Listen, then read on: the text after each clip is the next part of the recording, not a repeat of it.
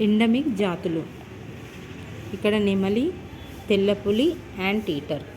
నెమలి, తెల్లపులి, యాంటీటర్. ఈ జంతువులు ప్రపంచంలోని కొన్ని ప్రత్యేక ప్రాంతాల్లో మాత్రమే ఉన్నాయి.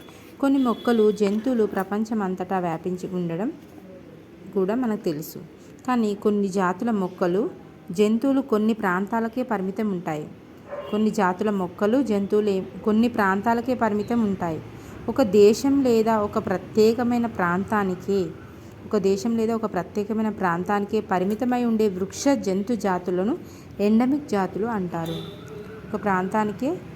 ఒక దేశం లేదా ఒక ప్రత్యేకమైన ప్రాంతానికే పరిమితమై ఉండే వృక్ష జంతు జాతులను ఏమంటాం? ఎండమిక్ జాతులు అంటారు.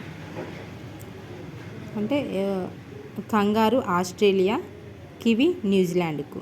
కంగారు ఆస్ట్రేలియాకు, కివి న్యూజిలాండ్కు. అలా ఆ విధంగా అంటే ఒక దేశం లేదా ఒక ప్రత్యేకమైన ప్రాంతానికి